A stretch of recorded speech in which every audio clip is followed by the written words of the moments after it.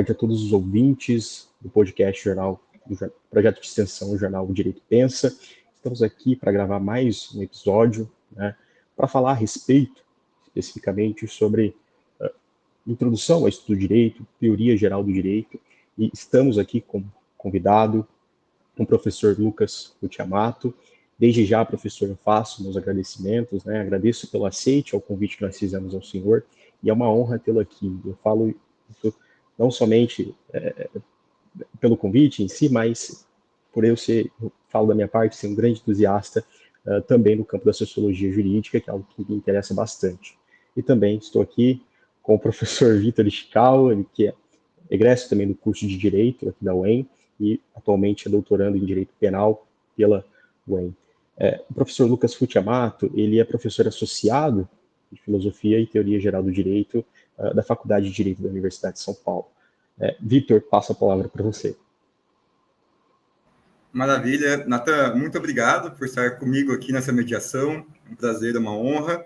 Professor Lucas, sua presença nos honra muito nesse projeto. Então, tanto eu, quanto o Natan, quanto todos que participam do projeto, nós agradecemos a sua presença, que é muito importante para nós. Natan já trouxe alguns detalhes da sua vida acadêmica. Então, o professor Lucas é professor de Filosofia e Teoria Geral do Direito, embora nas suas pesquisas trabalhe também com Sociologia Jurídica. O professor Lucas possui livre docência, o pós-doutorado, o doutorado e a graduação em Direito pela USP, pela São Francisco, e os seus campos de investigação abrangem temas diversos, como interpretação jurídica, constitucionalismo, regulação digital e democracia econômica. Queria destacar também, professor Lucas, o senhor tem um livro maravilhoso de introdução, que é o Teoria Geral do Direito, uma introdução ao estudo do pensamento jurídico, um livro essencial tanto para a graduação quanto para a pós-graduação, que trabalha com autores que nós não vemos sendo trabalhados em outras obras. Salvo engano, a edição primeira é de 2023, então uma indicação obrigatória para quem gosta do estudo. Novamente, professor Lucas, um prazer tê-lo aqui. Eu que agradeço o convite de vocês, Natan, Vitor, e a oportunidade de conversar sobre essas áreas e mostrar que elas são relevantes, sim, para o estudo do direito desde o começo e para sempre, né? Para quem vai prosseguir praticando e estudando direito durante toda a vida. Muito obrigado pelo convite também. Eu vou aproveitar, então, esse gancho sobre a importância dessas disciplinas e fazer uma pergunta um pouco mais introdutória, de fato, sobre disciplinas que são chamadas de propedêuticas. Professor Lucas, o senhor é professor de Teoria Geral e Filosofia e trabalha com Sociologia Jurídica. Assim como na São Francisco, na UEM, Filosofia do Direito e Teoria Geral do Direito são trabalhadas no primeiro ano da graduação. Sociologia Jurídica no segundo ano. Então, são disciplinas que formam, de fato, essa base inicial do aluno que começa a graduação. Existem, claro, alunos muito entusiasmados, mas há aqueles que dizem, olha, eu queria ver o direito posto, eu queria conhecer o direito como ele, entre aspas, se coloca para mim, o direito penal, o direito civil. O que eu vou fazer depois, quando eu for juiz, advogado, promotor, procurador, ministro do STF, com Ronald Dworkin, São Tomás de Aquino, Aristóteles, Luhmann, Habermas. E a grande questão inicial, que talvez é uma questão que os professores acabam tendo que trabalhar nessas primeiras aulas, é justamente qual que é a importância dessas disciplinas para a formação do jurista, os impactos desse pensamento jurídico na prática, de fato, do dia a dia de um juiz, de um promotor, de um advogado. Uhum. É um desafio a gente sempre construir as grades e lidar com as grades, né? E como surgiram e se desenvolveram essas disciplinas. Geralmente, por exemplo, aqui na USP, a gente tem o primeiro ano inteiro dedicado à teoria geral do direito, a disciplina de introdução ao estudo do direito. No segundo ano, aparece uma disciplina de sociologia. E no terceiro ano, uma obrigatória de filosofia. E, em paralelo, os alunos vão tendo contato com a dogmática jurídica, né? Direito penal, direito civil, direito constitucional. E surge sempre o dilema. Primeiro, será que são disciplinas que deveriam estar só no começo do curso? Ou talvez fosse melhor até jogar para o final do curso, porque o aluno, depois de ter contato realmente com o direito mais prático, com a dogmática, com as questões que os tribunais discutem, que o legislativo discute, talvez eles tivessem uma visão até melhor da importância dessas disciplinas, de como elas têm, sim, uma interface com a prática, né? Mas, enfim, como você estava dizendo, a história no Brasil foi um pouco compartimentalizar essas disciplinas, colocar num departamento de filosofia ou de disciplinas propedêuticas e colocar no início do curso de graduação, né? Enfim, a gente acaba tendo que lidar com essa opção, que nem sempre é das melhores. E a gente também tem uma tradição seguinte, de dividir essas 3 disciplinas, teoria do direito, sociologia do direito e filosofia, a partir de 3 questões, que cada uma delas trataria de uma questão, né? A teoria do direito trataria da validade e da interpretação das normas. Eu poderia dizer a interpretação das normas num sentido muito amplo, onde que eu acho as normas jurídicas, que normas são normas jurídicas e como interpretar essas normas em todos os campos do direito, né? A sociologia jurídica trataria de pesquisar a eficácia das normas, como implementar essas normas por meio de políticas públicas, se os sujeitos seguem as normas espontaneamente ou não, se são punidos por não seguir essas normas. E a filosofia do direito trataria das questões de valor, juízo moral sobre o conteúdo da legislação, o que seria um bom direito, né? E até essa divisão dentro desse grande campo aí de filosofia, teoria, sociologia, hoje em dia é um pouco contestada e as fronteiras não são tão claras assim. Mas eu diria que todas essas disciplinas, no fundo, têm a ver com você refletir sobre a prática jurídica nas suas diversas facetas, quer dizer, quem vai trabalhar não só como professor, filósofo do direito, mas como juiz, advogado, promotor, consultor legislativo, vai se valer do contato com essas disciplinas para resolver os problemas mais difíceis, no fim das contas, né? Acho que as questões mais burocráticas do dia a dia, você resolve lá aplicando a lei, o Código Penal, o Código Civil, mas quando surge um tema um pouco mais complicado, aí é que vai ser útil você ir para um nível um pouco mais abstrato de reflexão, para depois voltar e resolver o problema, né? Nem sempre fica claro por que essa viagem é um nível mais abstrato de reflexão, por que partir, estudar uma teoria geral do direito, né? Mas justamente, ao meu ver, é isso. A teoria geral, ela é geral porque ela vai trazer os subsídios, as ferramentas para você discutir os casos difíceis nesses vários campos do direito, né? Ontem ainda estava com um colega numa banca de mestrado e ele dizia que, por exemplo, os grandes problemas de direito administrativo, de direito constitucional, seriam para o Hart, né, que é um grande autor da teoria do direito, todos eles seriam casos difíceis, porque não são casos em que você tem uma regra clara e simplesmente aplica essa regra de maneira incontroversa, a linguagem é clara, todo mundo entende aquilo. Não, são casos que o advogado, o juiz, todo mundo vai disputar argumentos e vai ter que partir um pouco para considerações da linguagem, do juízo moral, da conveniência política, né? E essas disciplinas, no fundo, acho que dão ferramentas para argumentação e para interpretação do direito para os problemas difíceis. E tem campos inteiros do direito em que o problema é difícil, né? Vão surgindo novos campos do direito, direito digital, direito ambiental, o direito da concorrência é relativamente recente, né? E justamente no surgimento desses novos campos do direito, tem um papel muito grande aqueles que dominam essas discussões mais amplas de filosofia, sociologia, economia, né?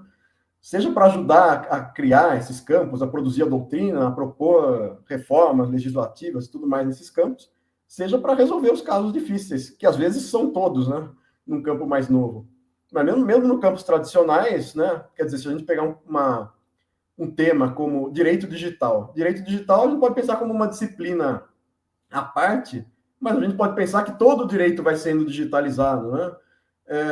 Os crimes cibernéticos, privacidade de dados pessoais, o direito fundamental à privacidade, ao sigilo. Bom, é uma transformação na sociedade que vai influir em todos os campos do direito, e aí você, em qualquer posição que você esteja do sistema jurídico, como estudante, como professor, como doutrinador, como juiz, como advogado, você vai ter que partir para reflexões mais amplas aí de sociologia, de filosofia, para defender um bom argumento profissionalmente, da posição em que você esteja, né? Porque, no fundo, todo mundo está produzindo o sistema jurídico, está sugerindo um argumento e tentando ganhar, né? Tentando ganhar adeptos, né? Tentando convencer, porque o direito é muito persuasão, retórica, né? Tem uma parte que é consensual, que é aquilo que está codificado, a gente fala, a dogmática jurídica, né? A dogmática jurídica parte do discurso das normas que estão postas, que são válidas, vigentes hoje. Tudo bem. Mas, por um lado, como aplicar essas normas vigentes hoje, se elas foram criadas há muito tempo, você vai ter que fazer todo um esforço de atualização, vamos dizer, pela interpretação. De outro lado, como aplicar essas normas para casos difíceis, e de outro lado, como propor reformas nessas normas. Então, você tem mesmo no dia a dia, um caso que era simples pode ficar difícil e pode ser necessário você apelar para esses campos aí que parecem meio não totalmente dogmáticos, mas vão te dar ferramentas realmente para a prática jurídica, porque nem tudo no direito está pacificado, né? E acho que o objetivo dessas disciplinas é esse, aquilo que não está pacificado, mesmo aquilo que está pacificado pode ser controvertido, e há muito no direito em construção, né? E essas disciplinas dão a habilidade de você estudar, praticar o direito, para além de simplesmente decorar aquilo que é vigente, né? Isso é importante, claro, na formação jurídica. E acho que é muito ruim, queria fazer um comentário até polêmico, é muito ruim essa distinção entre zetética e dogmática jurídica, que às vezes a gente vê. O professor Técio Sampaio teve um papel importante no Brasil, importar essa distinção do Fievel, né, autor alemão. Mas a gente não pode pensar como coisas tão estanques assim. A dogmática é um conjunto de disciplinas práticas e a zetética é um conjunto de coisas que as pessoas estudam assim por lazer, né?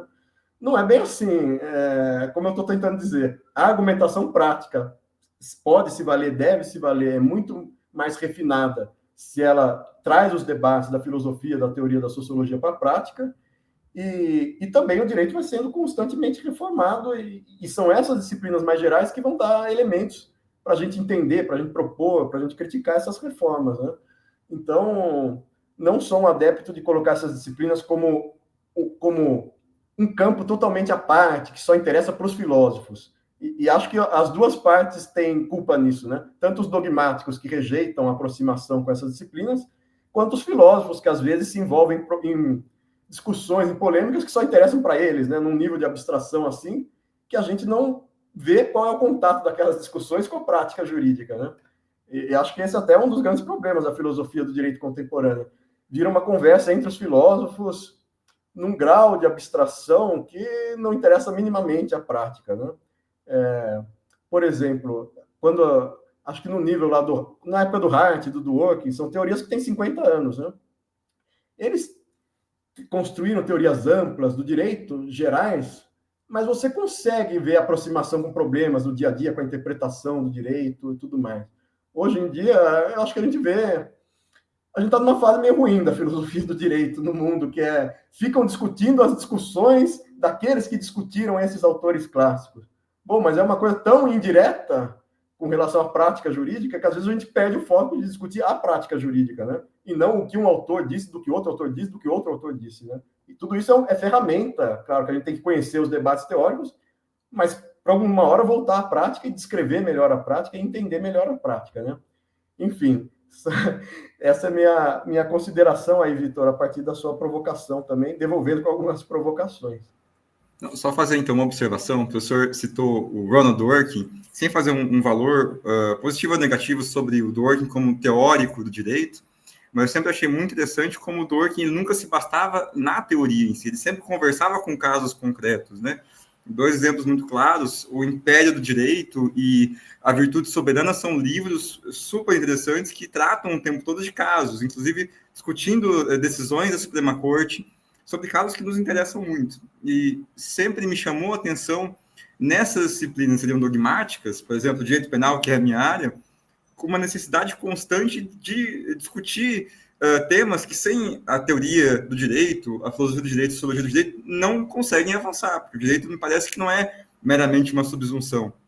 Só para deixar um pouco mais concreto, o debate sobre a ADO, né, Ação Direta de Omissão 26, do Supremo Tribunal Federal, que entendeu que a Lei 7716 de 89, que institui os crimes de racismo, também se aplica a casos de homotransfobia, não dá para trabalhar só com uma norma posta aqui. Existe uma discussão anterior sobre o princípio da legalidade, por exemplo, ou sobre interpretação, que são muito complexas e que pressupõem uma discussão justo-filosófica por trás delas.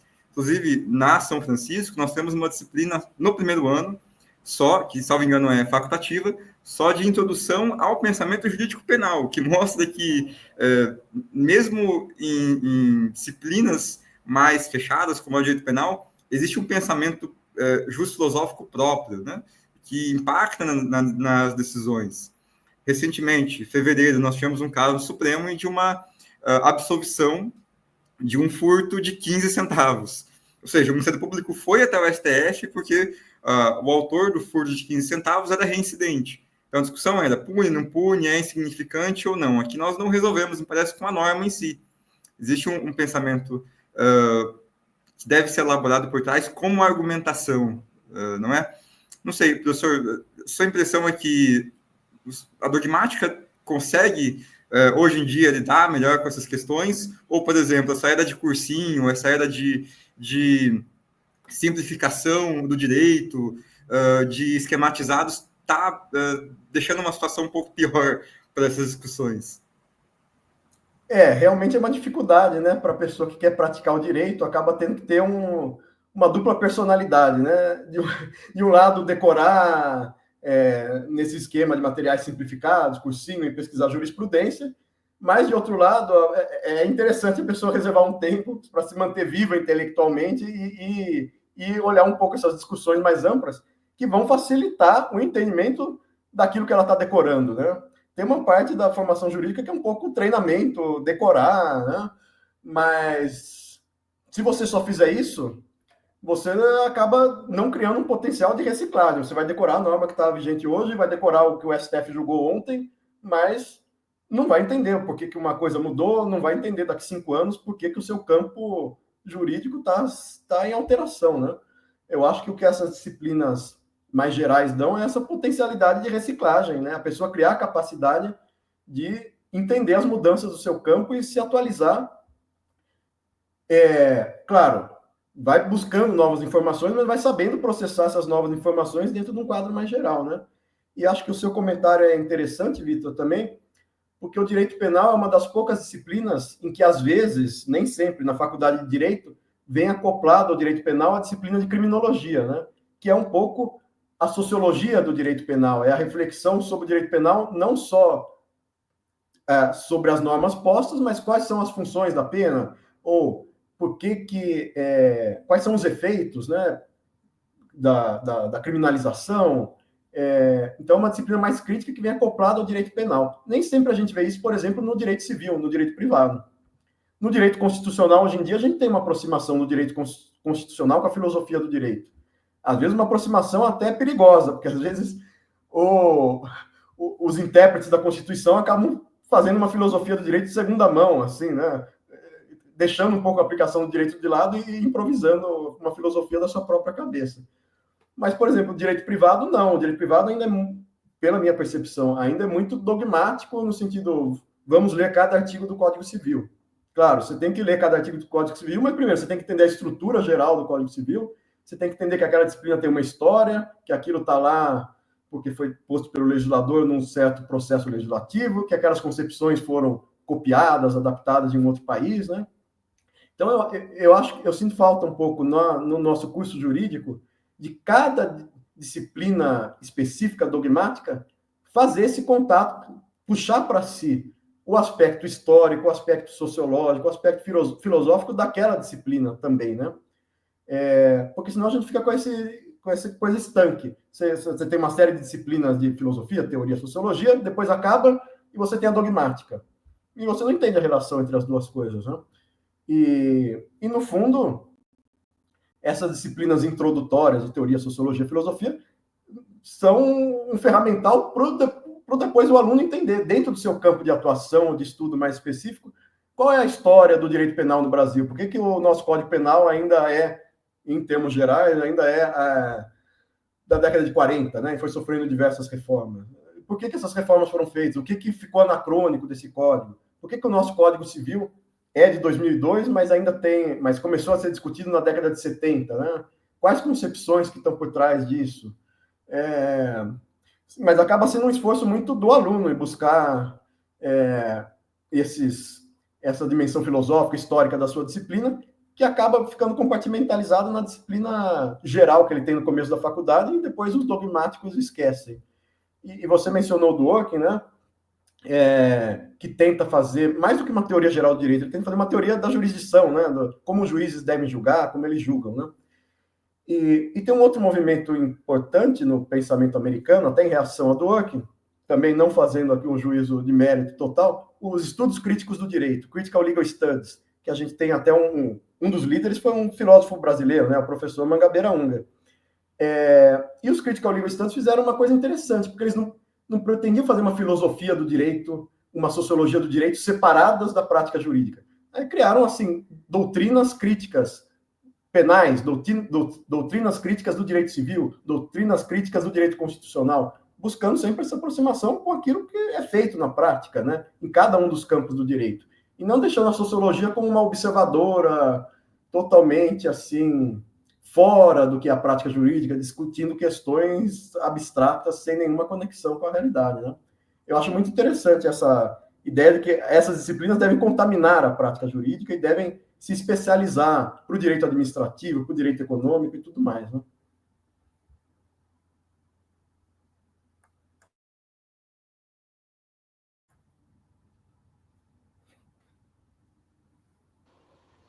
Bom, professor, eu gosto muito das suas falas. Eu falo isso não somente agora, né, mas é porque eu acompanho o seu trabalho que o senhor desenvolve no canal do YouTube, e lá tem várias palestras assim, então eu acho bastante interessante de como que a gente consegue ter acesso a essas informações, e sobretudo de modo gratuito, né? Então, o que o senhor acabou de falar para mim, ao menos, foi uma grande aula, né?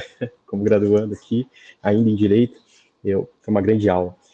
Bom, a grande pergunta que eu tinha, né, antes de a gente entrar aqui de fato para essa discussão, e puxando também um gancho com o que o Victor trouxe, né, para a discussão que a gente está debatendo aqui, enquanto pesquisador no início da graduação, ficava, putz, cara, igual o senhor mencionou, né, dogmática, zetética, o que é isso de fato, né? E a grande pergunta diante dessas transformações que ocorrem hoje no âmbito do direito, a gente pode pensar numa perspectiva legislativa ou institucional, ou de decisões que mudaram ao longo dos anos.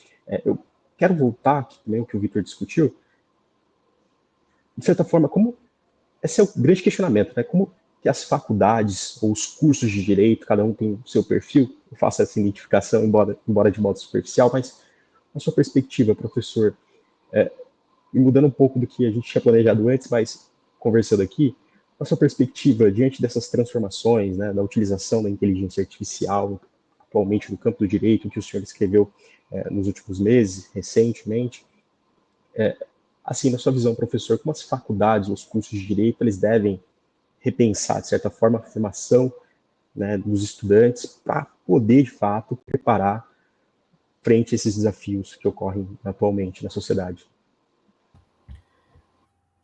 Acho que você colocou como esse tema da tecnologia entra no direito, né? Eu acho que entra de duas formas.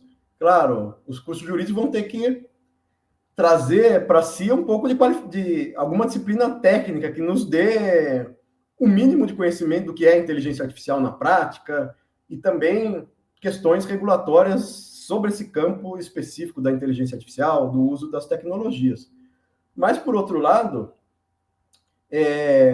tem aquela questão, aquele ponto que eu comentava, né? A filosofia, a teoria, a sociologia do direito vão ser ainda mais importantes, eu acho, na prática jurídica intermediada por essas tecnologias como a inteligência artificial. Porque tem uma parte do trabalho jurídico, que, como eu estava dizendo, essa parte rotineira, talvez de decorar regras, de fazer pesquisa de jurisprudência, mapear, enfim, a doutrina, os aspectos básicos da doutrina, tudo isso é facilitado pelas ferramentas de inteligência artificial, né?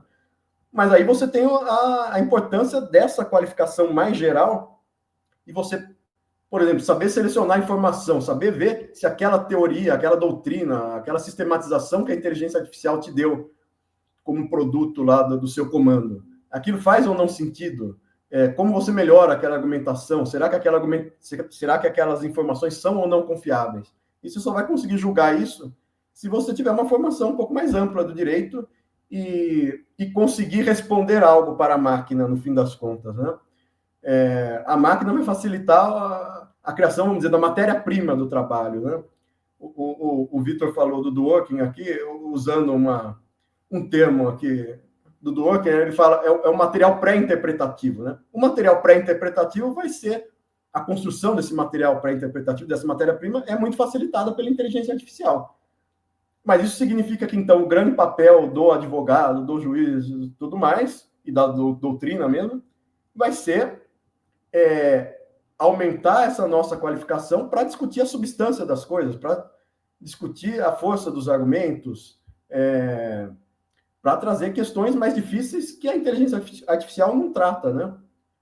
E também existe muito aquele ponto, no Brasil é muito comum aquela ideia de que a subsunção foi substituída pela ponderação, né?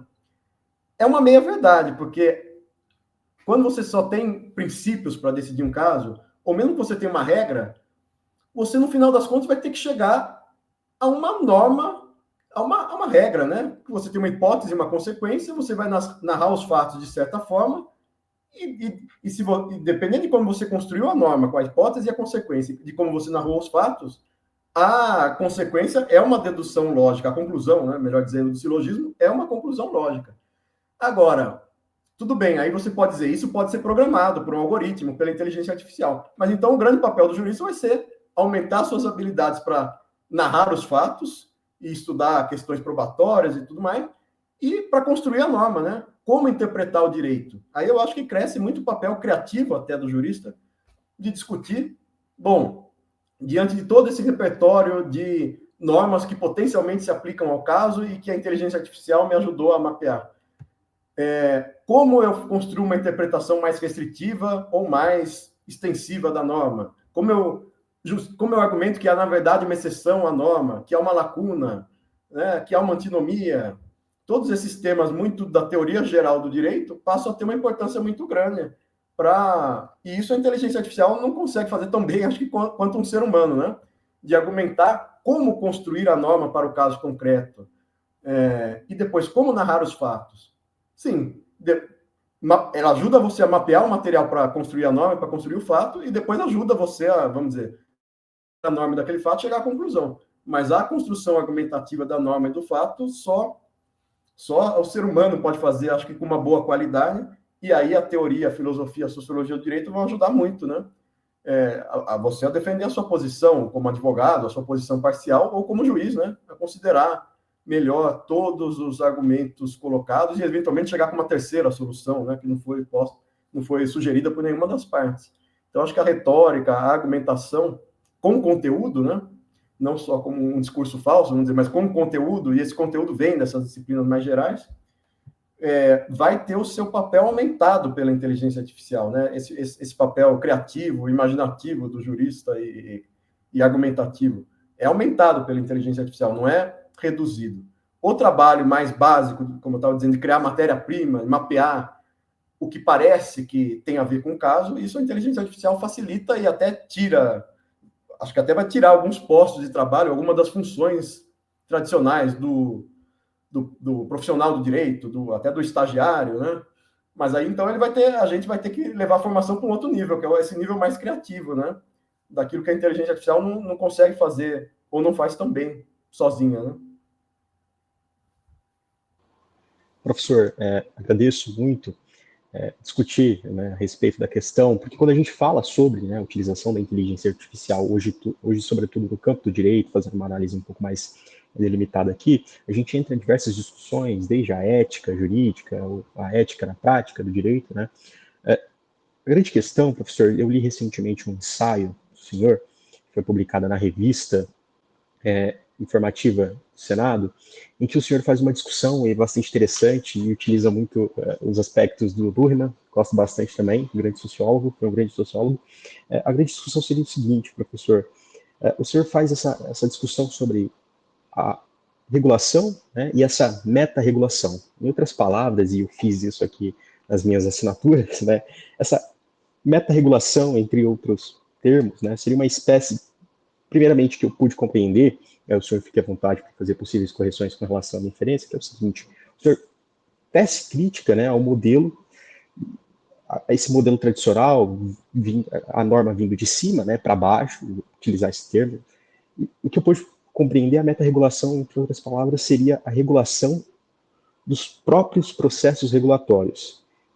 Seria uma espécie de autorregulação entre essas organizações da sociedade civil e setores, permitindo que eles possam se adaptar sem uma intromissão, né, de fato, do Estado. O senhor poderia explicar melhor essa relação entre regulação e meta-regulação? Porque a grande questão que eu tenho hoje, frente, quando a gente discute no âmbito da política brasileira, e que isso, os estudantes de direito, ao menos na minha perspectiva, devem discutir isso bastante, porque o senhor faz essa abordagem também sobre a questão das fake news, e essa questão sobre a democracia aqui no Brasil, uma democracia ainda que está gatinhando, né, é bem recente, e o senhor poderia responder essa questão, né, essa relação entre regulação e meta-regulação, pelo que eu pude compreender.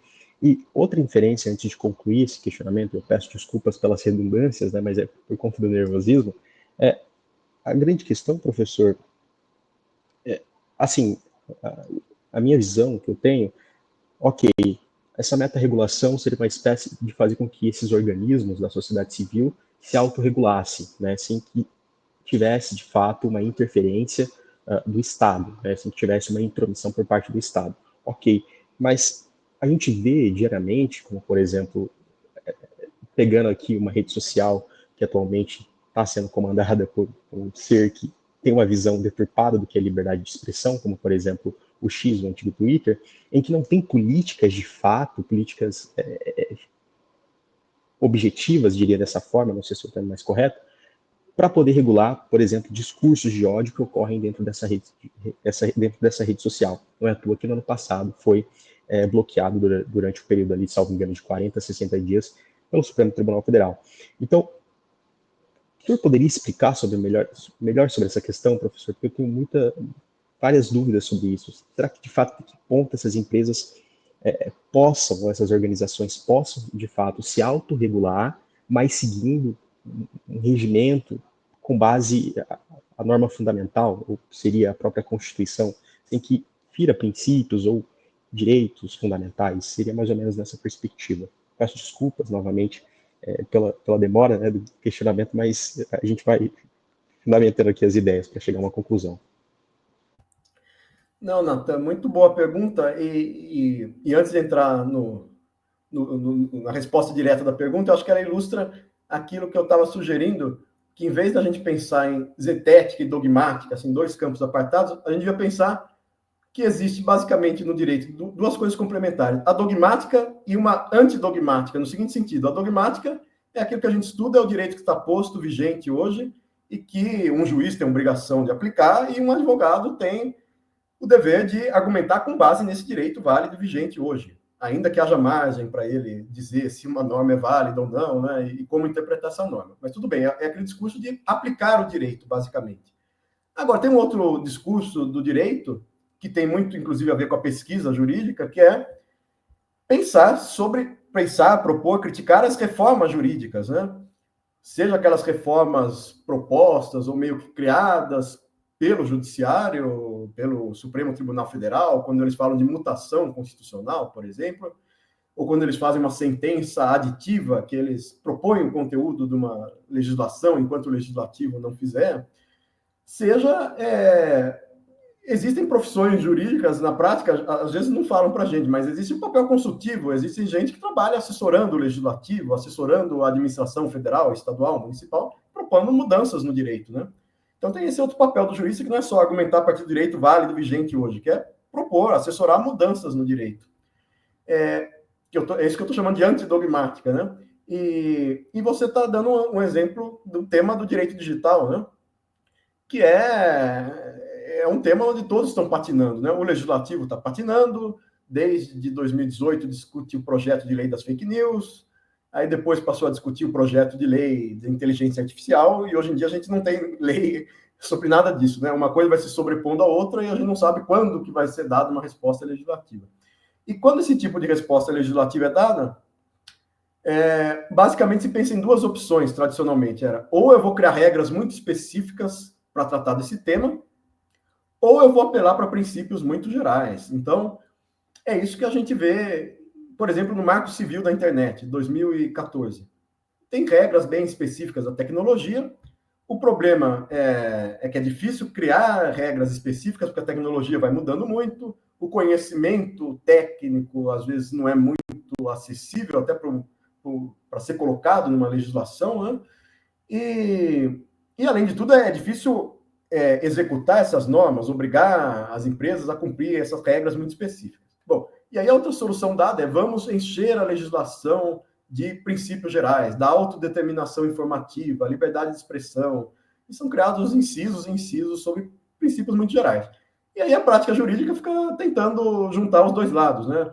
A regra específica à luz do princípio mais geral, o princípio geral preenche alguma lacuna, algo que não esteja muito claro.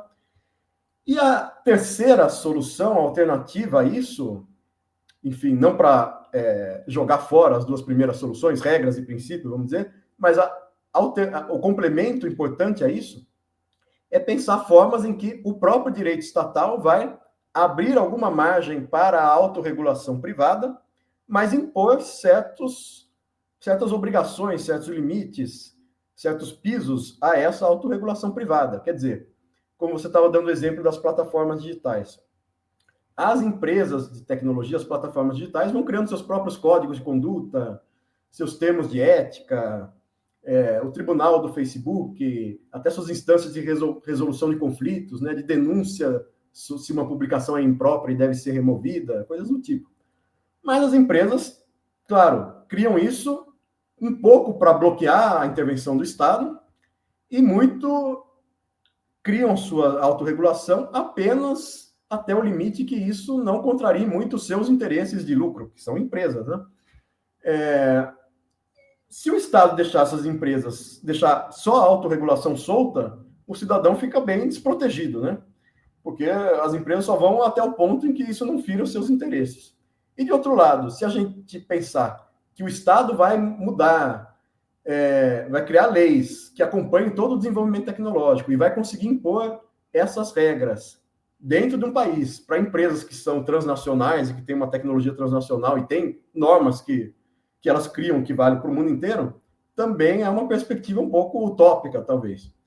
E daí surge essa discussão que você falava sobre, que eu chamei meta-regulação, como regular a autorregulação privada, ou alguns chamam de autorregulação regulada, ou corregulação, né? Mas basicamente a ideia é a seguinte: o Estado tem que atuar como um agente que consiga organizar vários órgãos estatais, agências reguladoras, a instituição de defesa da concorrência, uma eventual instituição reguladora mais específica daquele campo, vamos supor, a inteligência artificial, tem que juntar os entes estatais que trabalhem mais ou menos naquela área com as empresas, as plataformas digitais, que no fundo são quem domina a tecnologia e com quem você acaba tendo que negociar um pouco que tipo de norma elas são capazes de obedecer num âmbito nacional do nosso direito brasileiro, e juntar com representantes da chamada sociedade civil, né? Acadêmicos que estudam direito digital, movimentos sociais. O Brasil, a América Latina, tem uma tradição importante de movimentos, inclusive na área de direito digital, que o Rafael Zanata, por exemplo, estuda, que está fazendo pós-doutorado aqui na USP. Então, o Estado seria uma espécie de coordenador, de articulador de uma rede de agentes públicos, privados e privados com intuito de lucro, né? E privados nesse sentido da sociedade civil, pessoas que estudam aquele tema, mas que não são representantes diretos das empresas de tecnologia, né? Aí vira quase que uma separação de poderes, assim, para além do Estado, né? É o Estado, a economia e a sociedade civil não sem fins lucrativos, vamos dizer, como as associações de direito digital que existem no Brasil. E esse é um pouco o meio termo que a gente pode pensar por duas questões. Quer dizer, primeiro, porque um poder ajuda a bloquear o outro, a plataforma digital ajuda a você criar um tipo de regulação que não implique em censura estatal, né? Por outro lado, o Estado ajuda a falar, essa plataforma só vai funcionar no Brasil se ela tiver um mínimo de políticas para os seus usuários que garanta transparência, que garanta que ele vai ter alguma instância para denunciar conteúdo impróprio, como é que isso vai ser resolvido. Então, alguns parâmetros procedimentais e até alguns parâmetros assim substantivos de conteúdo. Algumas regras básicas, alguns princípios da Constituição podem ser aplicados. A gente fala da eficácia horizontal dos direitos fundamentais, né? Dignidade humana, liberdade de expressão, tudo isso vai ter que ser julgado minimamente se a autorregulação dessas empresas contempla essas garantias, estou falando procedimentais, e esses direitos básicos para os seus usuários, para que se aceite que essa empresa continue operando no país, né? E, de outro lado, também a academia, os movimentos de direito digital ajudam a fazer esse contraponto entre o Estado e as plataformas digitais. Então, de um lado, porque por uma questão de poder, um poder ajuda a controlar o outro, né? Mais ou menos recuperando a ideia clássica da separação de poderes para falar do direito digital. E o segundo ponto é o conhecimento também. Esses atores têm conhecimentos restritos, né? O Estado, as plataformas digitais, os estudiosos. Então, talvez eles criando uma regulação em conjunto, a falibilidade dos atores, né? O conhecimento restrito que cada um tem, possa ser complementado. Então, eles ajudam a se bloquear em termos de poder e se complementar em termos de conhecimento, né? É um pouco vamos dizer, a esperança que está por trás dessa ideia de autorregulação regulada, ou de meta-regulação, de combinar regulação estatal com autorregulação privada. Professor, o senhor acredita que vou utilizar essa terminologia, mas essas empresas, né, ou essas organizações, um meio delas poderem se autorregular e seguir todos esses princípios ou todos esses parâmetros seria através do que hoje no Brasil a gente costuma chamar de unidade de compliance, ou não? Acho que sim, né? O primeiro passo é exigir que, se a empresa está dizendo que ela tem alguma capacidade de criar um direito próprio para os seus usuários, ela tem que ter uma organização interna mínima do compliance e de diligência devida e procedimentos administrativos mínimos para ela formar uma ordem jurídica semi-autônoma, vamos dizer, que consegue tomar determinadas decisões de bloquear um usuário, de retirar um conteúdo. Ela precisa construir um mínimo de capacidade, vamos dizer, interna, procedimental, organizacional, administrativa, para a gente dar alguma margem de autorregulação, né? E o Estado tem o dever de cobrar isso em primeiro lugar, né? Quer dizer, o usuário da plataforma é também um cidadão do Estado brasileiro. Então, se não é o Estado brasileiro que vai impor um código, vamos dizer, de direito digital, todas as regras que todas as plataformas devem seguir, ele minimamente tem que cobrar que cada uma dessas plataformas, com a sua margem para criar suas políticas internas, tenha esses mecanismos mínimos de compliance, né? Eu estudei antes um tema parecido com esse, que era a relação entre empresas e direitos humanos, né? E a gente vê que no Brasil tem... Bom, as empresas transnacionais, em geral, têm seus códigos de ética, suas diretrizes para fornecedores, e elas colocam que elas respeitam os direitos humanos, não usam trabalho infantil, não usam trabalho em condições análogas à escravidão. Às vezes, geralmente, os temas são muito gerais, esses compromissos, né? Algumas até colocam que elas obedecem à legislação, né? Coisa que não precisariam dizer, né? Mais do que obrigação. Mas, enfim.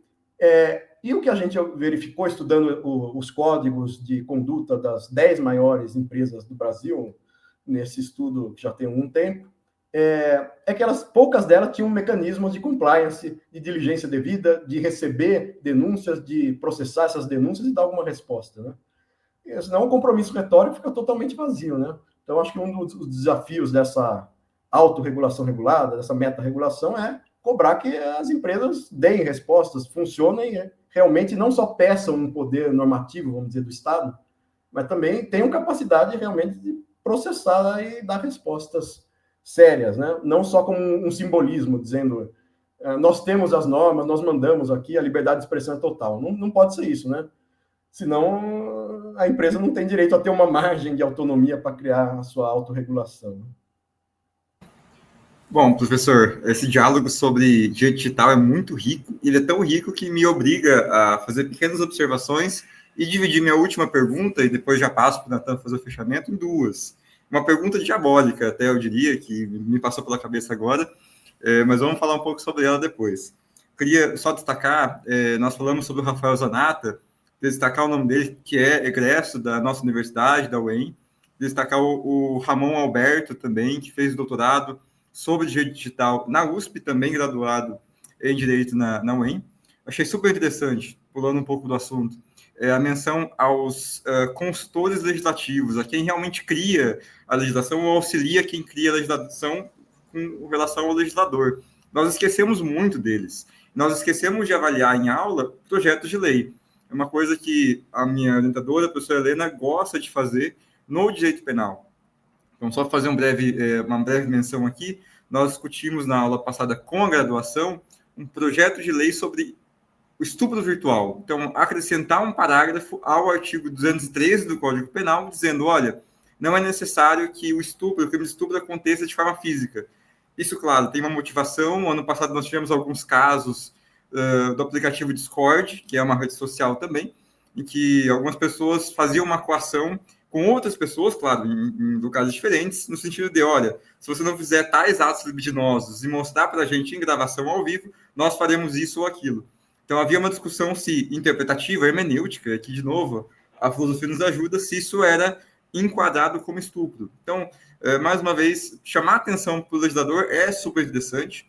Na graduação também, eu fui monitor da professora Janaína Pascoal, que, de novo, com relação ao working, sem fazer um juízo de valor positivo ou negativo, dizia para os alunos, olha, olhem para o legislador, olhem para quem produz a lei, olhem para quem atua consultando essas pessoas, né, assessorando essas pessoas. Então, esse é um ponto de interesse tremendo.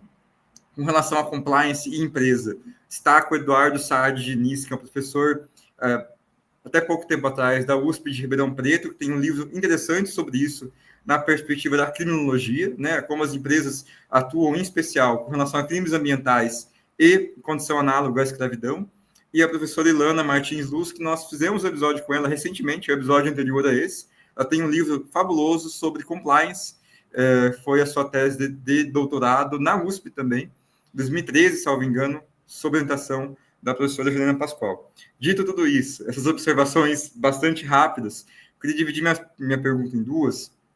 Uma primeira pergunta mais diabólica, porque é uma pergunta sem muita solução e com muita gente falando sobre isso. O professor menciona algumas vezes regras e princípios. E aqui me parece que é uma das grandes questões primeiras que chegam a um aluno de graduação. O que é regra, o que é princípio?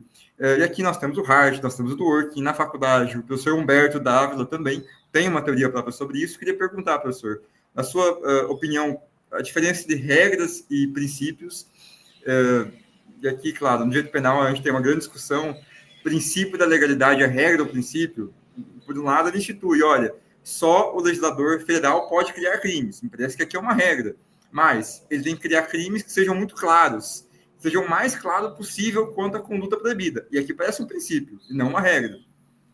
E minha segunda pergunta também invade um pouco mais a discussão teórica, mas de autores. E é uma pergunta sobre dois grandes grupos teóricos que o professor tem estudado, tem publicado sobre o tema, que são os teóricos do sistema, que é dos sistemas, e teóricos críticos, né? O professor menciona aqui o Mangabeira Unger.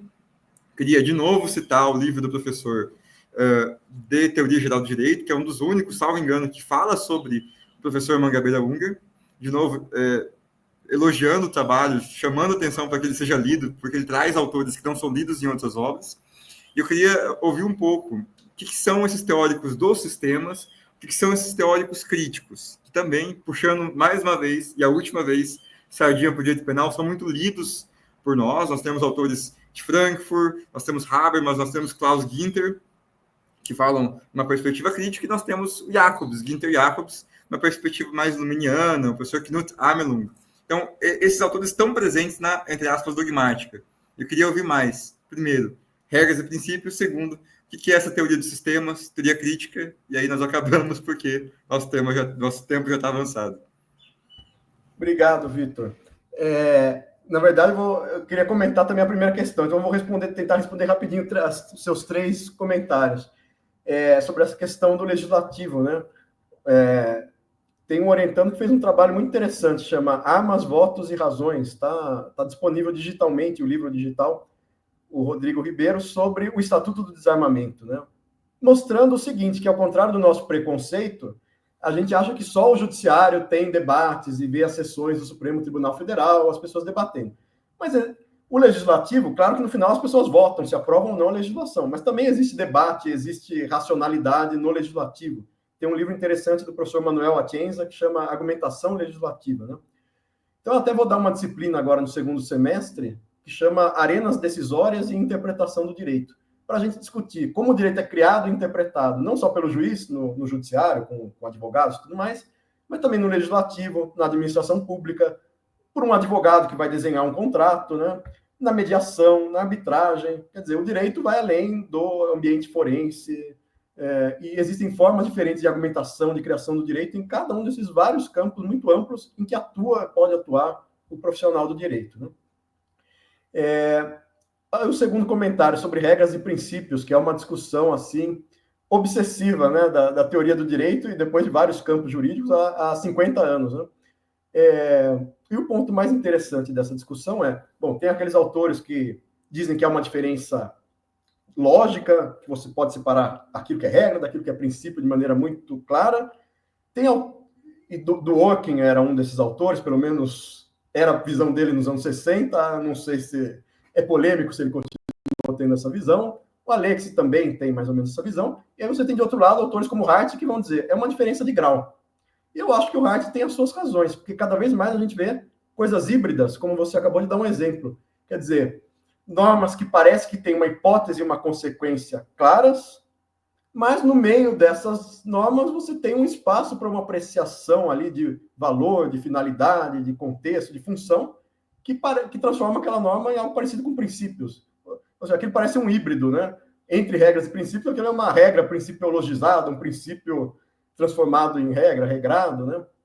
E o ponto mais interessante também, um outro ponto dessa discussão mesmo que você só tenha princípios para aplicar, no fundo você acaba tendo que, com base em princípios, chegar a uma regra, formular uma hipótese e uma consequência. E a outra discussão também a discussão sobre derrotabilidade de regras, que é, no fundo, mesmo uma regra que pareça clara, aplicável ao caso, você pode argumentar que ela tem uma exceção implícita, né?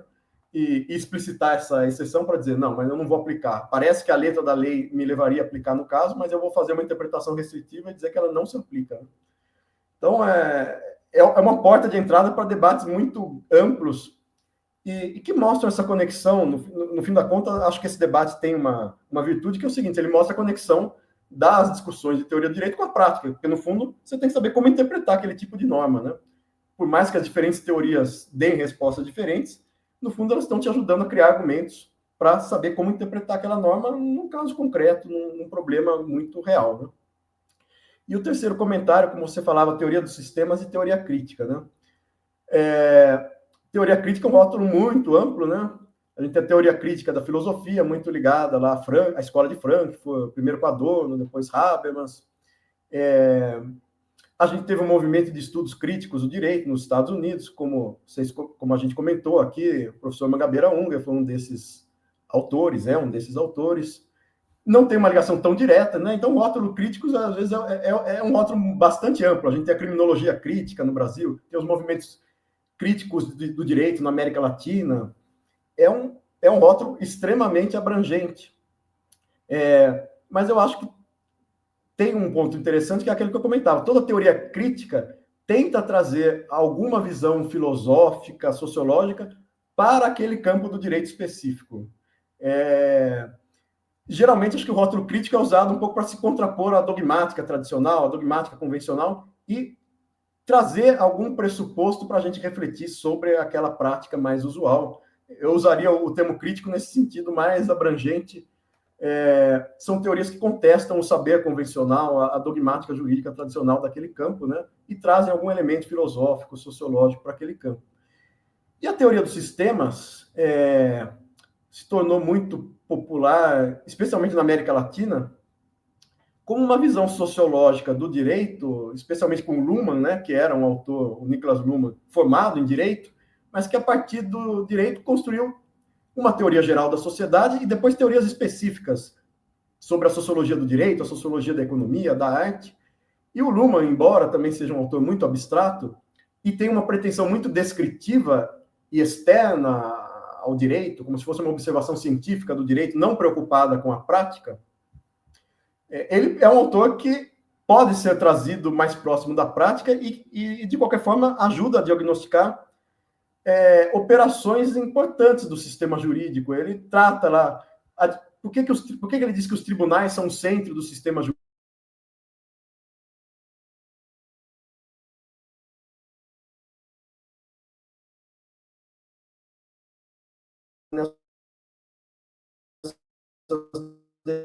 Decisões. Professor, acho que o senhor caiu. Comentar com base no que traz subsídio, sim, para a gente pensar a aproximação. Cair? Caiu. E cortou de que momento? Voltei. Quando o senhor estava falando de tribunal. Quando começou a falar de tribunal, aí caiu. Tá, eu vou voltar na edição a gente volta. O Niklas Luhmann é um autor importante da teoria dos sistemas e tem essa aproximação com a prática jurídica, embora ele diga que a sua teoria é puramente descritiva, não quer intervir em nada, não tem nada a ver com a dogmática. Ele ajuda a gente a entender o funcionamento do direito de maneira mais ampla, e ele trata do sistema jurídico, né, não como um conjunto de normas, de axiomas que a gente vai aplicar, que seria o conceito mais clássico de sistema jurídico, mas o sistema jurídico como uma operação que existe na sociedade, um conjunto de operações, diz ele, né? E esse conjunto de operações só tem uma característica que identifica, que são operações que vão definir o que é lícito e o que é ilícito.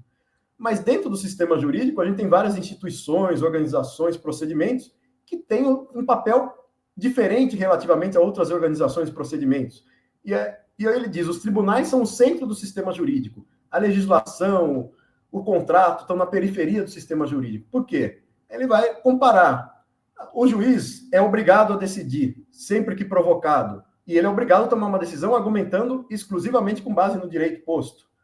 O legislativo, o advogado que vai formular um contrato, não tem essa obrigação de tomar uma decisão sempre que provocados, e, aliás, podem resolver tomar uma decisão independente de provocação e podem considerar os mais diferentes motivos econômicos, morais, políticos para criar aquela norma.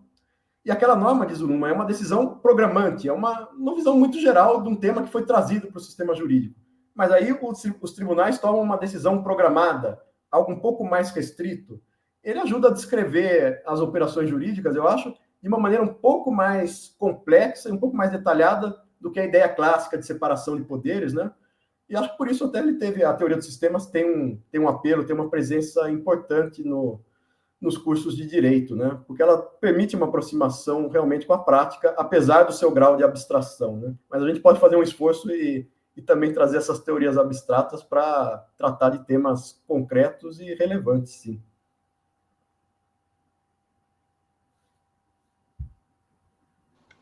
Professor, nosso sincero agradecimento por essa aula. Para mim, ao menos, foi uma aula que, assim, me sinto muito privilegiado, né, pela conversa de hoje.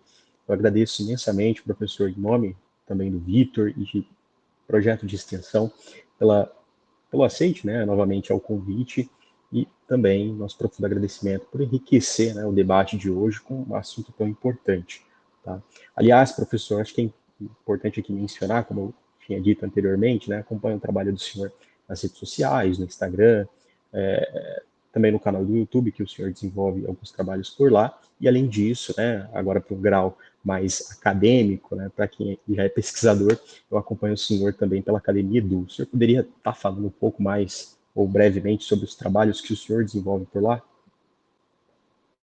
Então, acho muito importante a gente usar essas ferramentas digitais, né, como você diz, o Instagram, YouTube, costumo postar muitas aulas no YouTube, divulgar os eventos no Instagram, fazer eventos híbridos, E o academia.edu é uma fonte importante, como você estava dizendo, no sentido mais acadêmico, porque é um repositório onde a gente pode colocar nossas publicações, né? Todo mundo pode colocar suas publicações acadêmicas e de acesso gratuito, né? Você precisa fazer um cadastro simples para conseguir baixar os artigos. Então, tudo que eu posso, eu coloco lá de artigos e os livros possíveis também, coloco lá, porque hoje em dia é muito mais fácil você discutir com quem tem interesse no seu setor, esteja onde esteja no mundo, né? Do que você reduzir a divulgação do seu trabalho a uma biblioteca física que está em determinado lugar e a pessoa vai ter que buscar o seu livro e tirar um xerox do seu livro, né? Então, vamos aproveitar, discutir os riscos, os males da tecnologia, mas vamos aproveitar o que ela tem de bom, né? E o academia.edu, não só a minha página, onde eu tento colocar tudo possível que é publicado, mas acho que é uma fonte de pesquisa importante para qualquer tema e fica uma dica aí para todos os pesquisadores, desde a graduação, pós-graduação, usarem esse site, né? Perfeito, professor, muito obrigado. Eu agradeço novamente pelo aceite ao convite, foi uma honra tê-lo aqui presente. Também agradeço a presença do Vitor, que esteve aqui ao meu lado, né, moderando a discussão, e que certamente o senhor possa vir, né, em outras discussões futuras que a gente tem a pretensão de continuar ainda desenvolvendo. Muito obrigado, professor. Eu que agradeço, Natan, Vitor. Até a próxima aí. A todos os ouvintes, né, obrigado especial também por estarem conosco aqui. Não deixe de seguir, né, o nosso podcast aqui pelo Spotify e acompanhe também a gente, o trabalho que nós desenvolvemos, as publicações pela nossa página do Instagram. Muito obrigado.